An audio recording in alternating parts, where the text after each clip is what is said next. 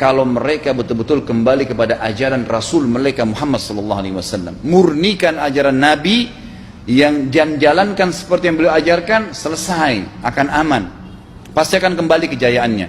Kita nggak bisa saling menghardik, saling menyalahkan yayasan ini, organisasi ini, kelompok ini, karena masing-masing mau beristidlal sendiri, mau menjalankan sendiri hukum-hukum agama ini, bukan mengikuti sunnah Nabi SAW.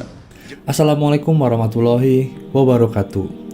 Pada video yang akan saya bagikan kali ini, kita akan menyimak penjelasan dari guru kita, Ustadz Khalid Basalamah Hafizahullah Ta'ala. Mengapa ada banyak aliran dalam Islam?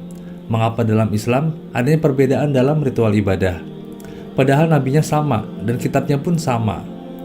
Dan perlu kita mengetahuinya juga, apa yang menjadi penyebab hal ini bisa terjadi? Dan apa solusinya agar umat Islam ini bersatu? Hingga jangan sampai adanya perbedaan dalam Islam. Maka dari itu, mari kita simak bagaimana penjelasannya, dan semoga ada banyak manfaat yang bisa kita ambil dan menambah pengetahuan kita.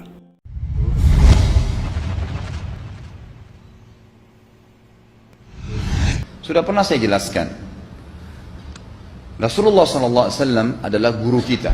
Sepakati dulu poin ini. Tidak ada guru bagi umat Islam, siapapun yang syahadat kecuali Nabi Muhammad SAW. Ini disepakati dulu.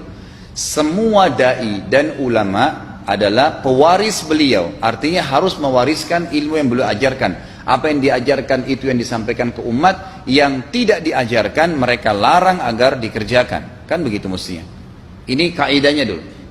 Masalah kasus ada orang imam pimpin doa setelah sholat, jangan dibahas doanya. Doa adalah ibadah.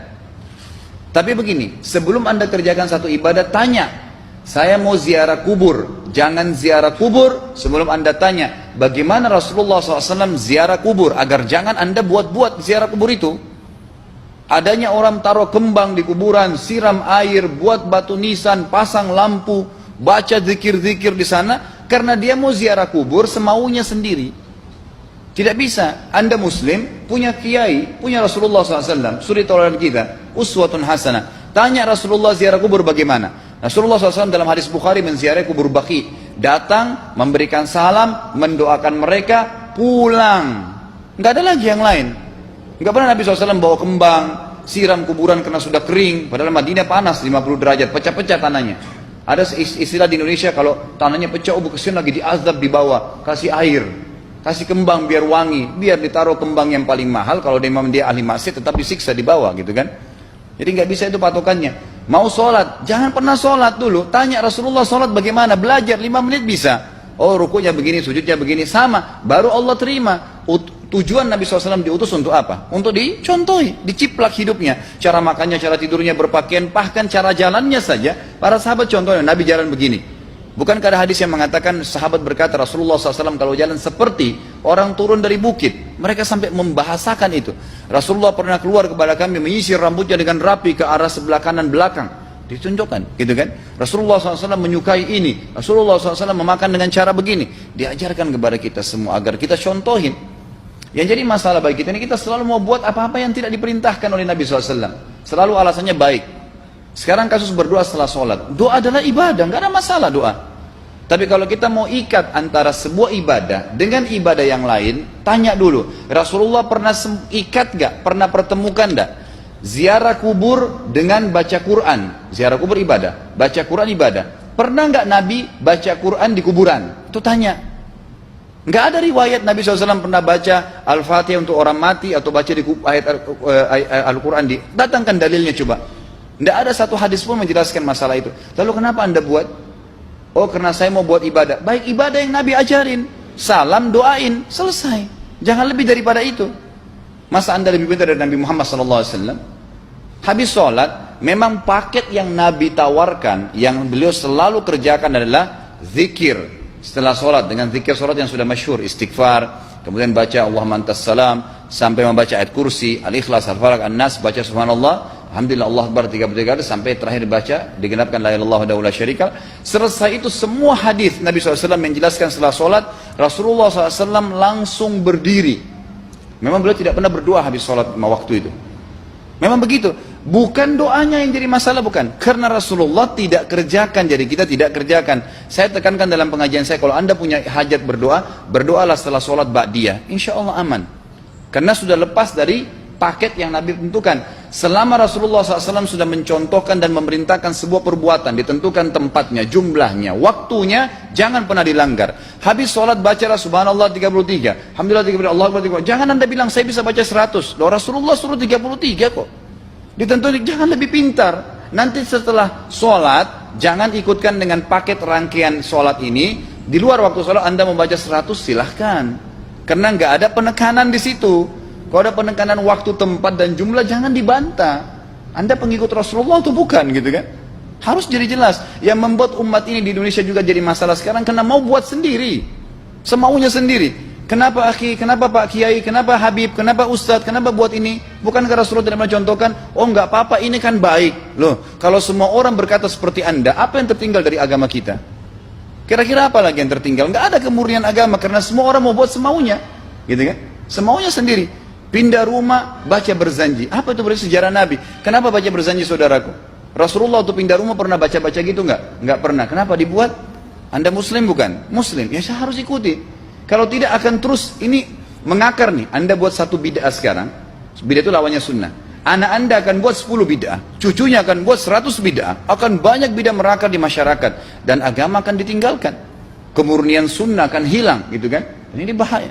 Ingat. Nabi SAW mengatakan kepada kita dengan hadis yang sangat jelas. Hadis sahih riwayat Imam Ahmad bunyinya begini. Semoga Allah merahmati umatku yang menukil dariku seperti apa yang aku ajarkan atau sebutkan. Sampai ulama hadis mengatakan Nabi ucapin habis sholat astagfirullah, maka sahabat tidak ada berani yang menambah azim. Nggak ada sahabat yang bilang astagfirullah azim habis sholat, nggak ada. Astagfirullah saja karena Nabi ucapin itu. Mereka mengakui tidak lebih pintar daripada Nabi SAW. Kenapa kita harus tambah? Astagfirullahaladzim, wali walidayya, wali muslimin, panjang. Dari mana ini semua? Ditambah-tambah, diembel-embelin, kenapa? Akhirnya keluar dari ajaran Nabi Muhammad SAW. Ini masalah gitu kan? Kenapa harus dilakukan? Peringatan maulid Nabi sudah sering saya ingatkan. Anda tanya semua yang buat maulid, kapan maulid itu sejarahnya ada? Semua buku sejarah menjelaskan tahun 230 Hijriah. Nabi meninggal tahun berapa? 11 Hijriah. Gitu kan? 11 Hijriah. Lalu kenapa harus ada dilakukan? Dan dari mana sejarahnya? Yang membuat pertama adalah orang-orang Syiah. Sejarahnya jelas dari Fatimiyah. Semua buku sejarah sepakat mengatakan bahwasanya maulid munculnya di zaman Fatimiyah. Dinasti Fatimiyah, orang-orang Syiah di Mesir, gitu kan? Dan mereka punya 6 macam maulid yang sampai hari ini masih dikerjakan di Iran. Ada maulid Nabi SAW, Hasan, Husain, Ali, Fatimah, dan raja mereka. Sampai hari ini masih ada. Kenapa orang-orang waktu baca maulid, baca salawat sambil berdiri pegang tangannya taruh di dada? Karena keyakinan orang Syiah, ruhnya Nabi SAW sedang lewat. Anda tahu nggak itu? Banyak orang kita buat tidak tahu. Yang penting bahasa Arab ikut saja, gitu kan? Tidak bisa. Nabi SAW tidak pernah rayakan. Pernah ada yang bilang sama saya, Ustadz, kan Nabi SAW pernah bilang, waktu ditanya tentang puasa Senin, beliau mengatakan hari itulah aku dilahirkan. Terus kenapa? Berarti boleh merayakan ulang tahun hari Senin, gitu kan?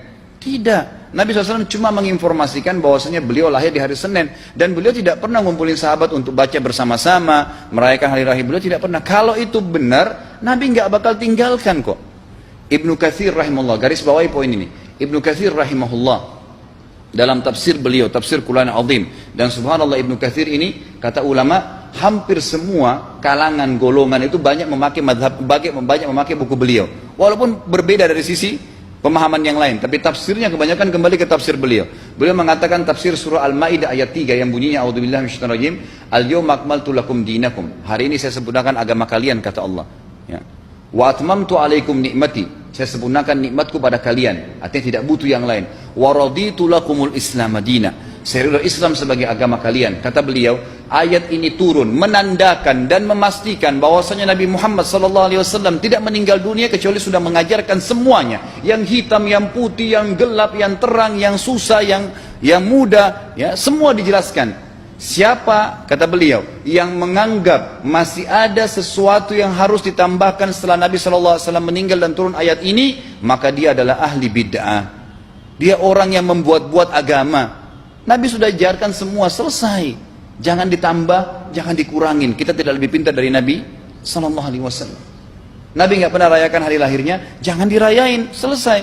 Emang kenapa kalau kita nggak rayain? Kenapa? Tangan kita terputus? Enggak. Masih banyak ibadah yang disunnahkan gitu. Sama dengan kasus Isra dan Mi'raj. Kejadian besar dalam Islam. Tapi Anda boleh kembali kepada semua buku sirah. Saya tantang semua buku sirah Anda kembali. Insya Allah yang berpegang pada Al-Quran dan Sunnah, memang ada dasar wahyunya, maka semua akan menjelaskan. Nabi SAW setelah pulang dari Isra dan Mi'raj tidak pernah mengumpulkan sahabat-sahabat untuk merayakannya setiap tahun. Tidak pernah. Boleh dipelajari iya, setiap hari. Tapi ditentukan tanggalnya lalu dibuat acara. Tidak pernah Nabi SAW buat itu. Lalu kenapa Anda buat? Kalau Anda mau tetap buat, ya silahkan, itu hak terserah Anda. Tapi saya ngajak kepada Anda kembali kepada kemurnian ajaran Nabi SAW. Kita tidak akan pernah kembali, kata Syekh Utsaimin rahimahullah, umat Islam ini akan kembali kepada kejayaan mereka kalau mereka betul-betul kembali kepada ajaran Rasul mereka Muhammad SAW. Murnikan ajaran Nabi, yang jalankan seperti yang beliau ajarkan, selesai, akan aman, pasti akan kembali kejayaannya.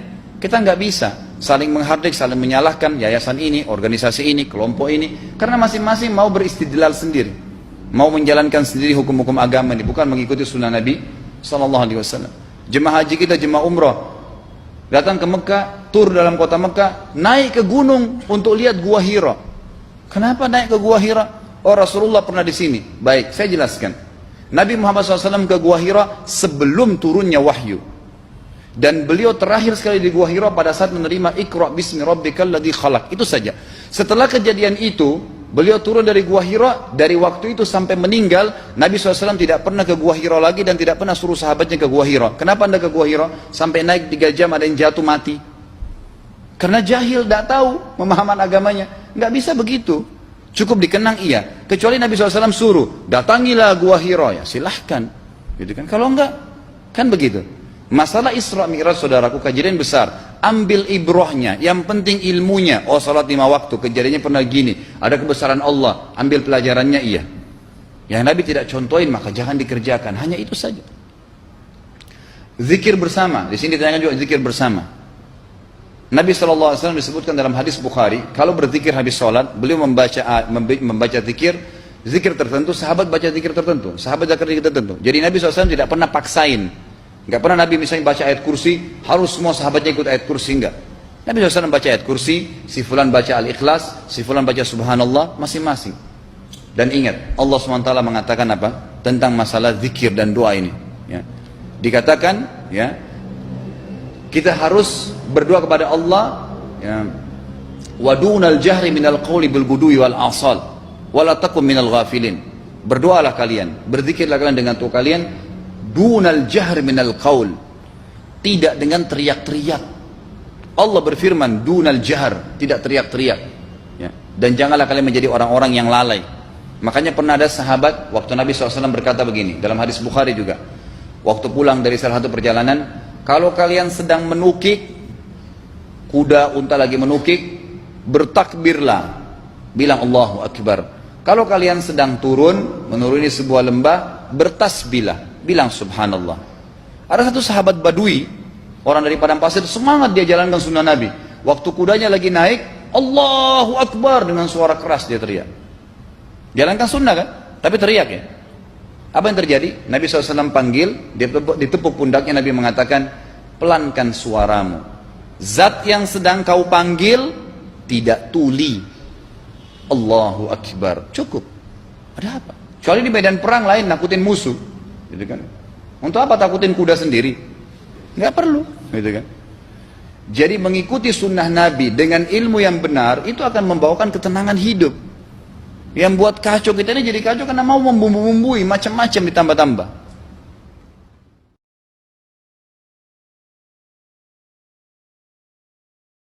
Masya Allah, sangat mudah dipahami sekali ya teman-teman apa yang disampaikan oleh guru kita Ustadz Khalid Basalamah Hafizahullah Ta'ala. Kita sudah punya panutan, kita sudah punya Rasul yang diutus oleh Allah yang mengajarkan kepada kita bagaimana tata cara ibadah yang benar yang Allah inginkan. Karena segala macam ibadah yang disampaikan oleh Rasulullah adalah wahyu yang diwahyukannya, bukan dari hawa nafsunya dan bukan pula keinginannya.